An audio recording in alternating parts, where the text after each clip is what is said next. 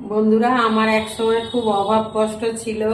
তা আমার এক আত্মীয়কে বলেছিলাম পুরীতে যাব, খুব যাওয়ার ইচ্ছা।